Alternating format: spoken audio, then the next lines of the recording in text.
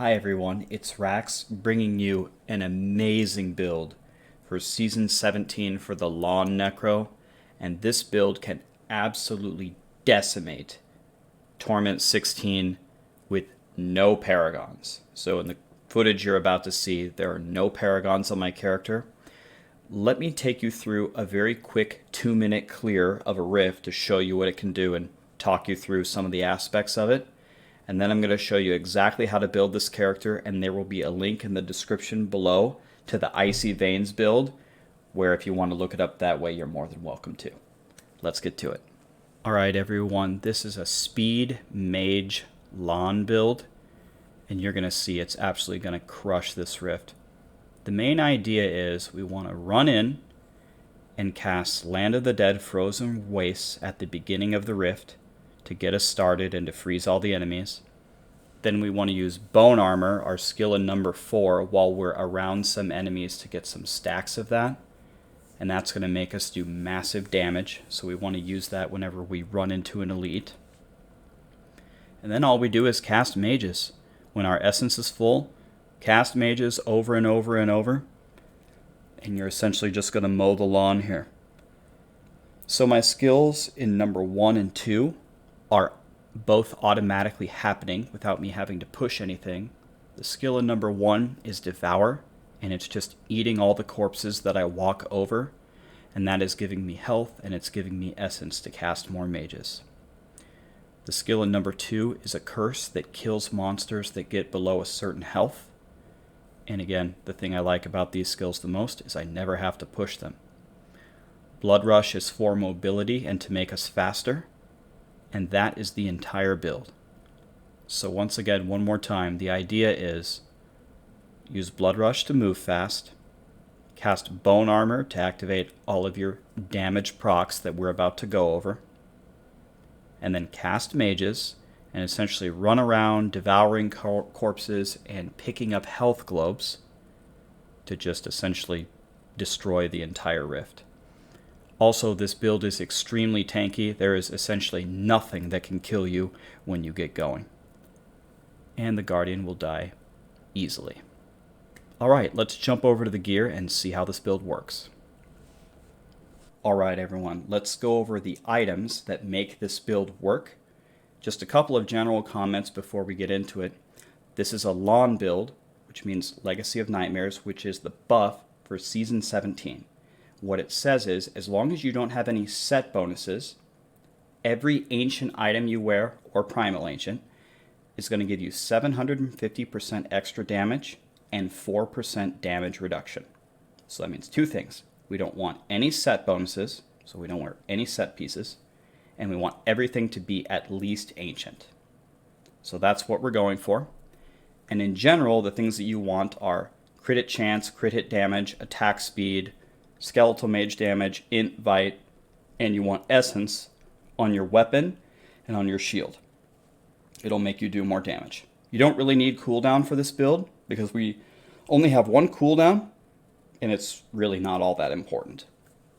So let's get into the items. Scythe of the Sickle, you do 400% extra damage if you have Bone Armor active. So you just run in, keep Bone Armor active, use it against elites, and you're going to do way more damage. Great news about the offhand. It doesn't matter which one it is. As long as it's an ancient phylactery, you're good. So you can find any one that rolls the stats that you're looking for, and you'll be good to go. The boots, you want Stewart's Greaves, because after Blood Rushing, you're going to run really fast. So here's how fast I run now. I use Blood Rush, and here's how fast I run now. Beautiful. Swampland Waters, what you're going to want to do to get these is you're going to want to gamble on a Witch Doctor. So gamble on a Witch Doctor to get these because they're Witch Doctor only pants, but they're the only pants that can roll physical elemental damage, which is a big damage buff, and physical damage is what we want for this build. And for other Necro builds, and honestly other classes, a lot of specs have this as best in slot. So you're going to want a pair of these or sometimes multiple pairs. Crisbin Sentence, this is a staple in almost every DPSing Necro build. You do 100% more damage if enemies are slowed, or triple that bonus if you have some other effect against them, like a stun or a freeze, and we'll be cursing enemies, and we have Bane of the Trapped, which will be proccing our Chrisman Sentence. So, super amazing ring for almost any DPSing Necro build. Circle of Neluge's Evil gives your mages 4 extra seconds to be alive. Pretty self-explanatory. Mages do all of our damage. Gold Wrap. When you pick up gold, you gain armor. You essentially become invincible. That, combined with a couple other things here, is just going to let you live forever. So we pick this up as our only survivability piece. Tasker and Theo makes your pets do more damage. Mages are pets, more damage. Raz's Volition skeletal mages are now going to drop corpses. You will devour them, you'll get essences, you'll get globes to cast more mages. It's a great rune to have. Best in slot shoulders for sure. Requiem Seraplate makes your devour more efficient. It gives you more life, gives you more essence to cast more mages. Andariel's is going to be best in slot helmet because, again, it's the only one that can roll physical elemental damage. This one can be a little tricky to get, but if you have bounty mats, if you find one, you can re-roll it to try to get one that's usable. So that's what we have there. For your amulet, there's no particular reason I'm using Haunted Visions. You can use really whatever you want. You could wear an immunity amulet, like Star of Azkaranth or Count Julia's Cameo, to be immune to Arcane. You could use Kimbo's Gold, if you found an ancient one, to just pick up more gold and improve your tankiness from your gold wrap. You could use a Hellfire Amulet to get a 5th passive. Okay, lots of options. Any good ancient amulet will do here. This amulet's pretty garbage anyway. And Reaper's Wraps, this is absolutely mandatory, and it's currently 100% resource on the PTR, which buffs this build, but to be honest, this build is just as good with 30%. You want physical percent damage and crit hit chance, and it's got to be ancient. And these are absolutely mandatory because they're what give us our essence back to cast more mages. Alright, moving on to the gems. Bane of the Trapped makes us do more damage. And the slowing effect is going to trigger Chrisman Sentence, even more damage. Zay's Stone is going to trigger the same thing. Chrisman Sentence with the stun, and it does 67% more damage, and you're usually very far away from what you're killing unless you're diving in there to bone armor. So another super good gem. And finally, Boon of the Hoarder, 100% chance on killing an enemy to explode in gold. This is going to give you that gold for the gold wrap to essentially be invincible, and you move way faster. This is a speed build. So definitely only use Boon of the Hoarder if you're doing regular rifts. If you're doing greater rifts, you're going to want to switch this for Enforcer. And you're going to want to get rid of the gold wrap for either Dainty's Binding or Witching Hour. Alright, now for the cube, we want Raylina's Shadow Hook. Every point of maximum essence is going to increase your damage. So you're going to want to max maximum essence in your Paragon Points. And you also want essence to roll as a secondary on your scythe and on your offhand. Nemesis Bracers, self-explanatory. You'll be clicking a lot of shrines and pylons in these rifts.